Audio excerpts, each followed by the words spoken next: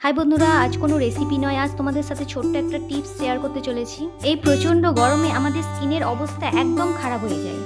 একটু রোদের মধ্যে বের হলেই স্কিন কালো হয়ে যায়, স্কিনে ট্যান পড়ে। তো ইনস্ট্যান্ট ন্যাচারালভাবে স্কিনকে ভেতর থেকে গ্লো রাখতে এই ছোট্ট টিপসটি একবার ট্রাই করে দেখো বন্ধুরা, ম্যাজিকের মতো কাজ দেবে। তো প্রথমে আমি অ্যালোভেরার একটা পাতা কেটে নিয়েছি এবং সেটাকে ফ্রেশ জলের মধ্যে 10 মিনিট ডুবিয়ে রেখেছিলাম। 10 মিনিট পর জল থেকে তুলে পাতার দুই পাশে যে কাটা কাটা অংশটা থাকে সেটা কেটে বাদ দিয়ে দিচ্ছি। ইতিমধ্যে নিয়েছি একটা পরিষ্কার বাটি এবং চামচ। ছুরির সাহায্যেই পাতার ওপরের অংশটা এবার এইভাবে কেটে তুলে নিচ্ছি। আমরা সকলেই জানি যে অ্যালোভেরা আমাদের দৈনন্দিন জীবনে কতটা উপকারী। যাদের বাড়িতে গাছ আছে ভালো, যাদের গাছ নেই তারা এইভাবে কিন্তু বাড়িতে স্টোর করে অনেক দিন রাখতে পারো। অ্যালোভেরার সাদা অংশটা আমি এবার চামচের সাহায্যে এইভাবে বাটির মধ্যে বের করে নিচ্ছি।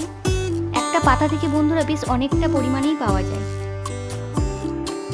এবার চামচের সাহায্যে ফেটিয়ে ফেটিয়ে একটু তরলের মতো করে নিচ্ছি। এর মধ্যে সামান্য পরিমাণে একটু অ্যাড করে দিলাম পানীয় জল। এবার জলের সাথে একটু ভালো করে মিক্সড করে নেব।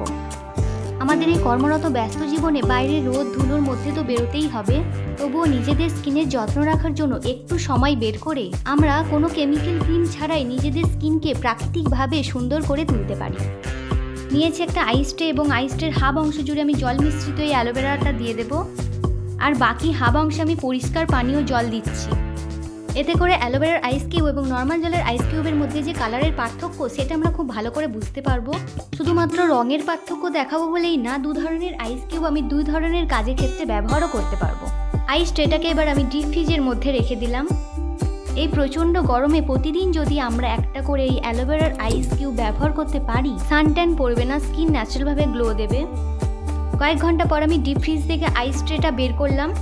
বন্ধুরা নিশ্চয়ই বুঝতেই পারছো কালারের পার্থক্য দেখে যে কোনটা অ্যালোভেরার আইস কিউব আর কোনটা নর্মাল জলের আইস কিউব।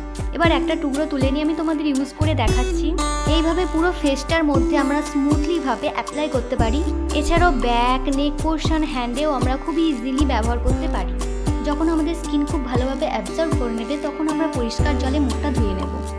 আমার এই ছোট্ট টিপসটি যদি ভালো লেগে থাকে তাহলে আমার চ্যানেলকে সাবস্ক্রাইব করে ভিডিওতে একটা লাইক দিয়ে কমেন্ট করে জানাতে ভুলো না কিন্তু।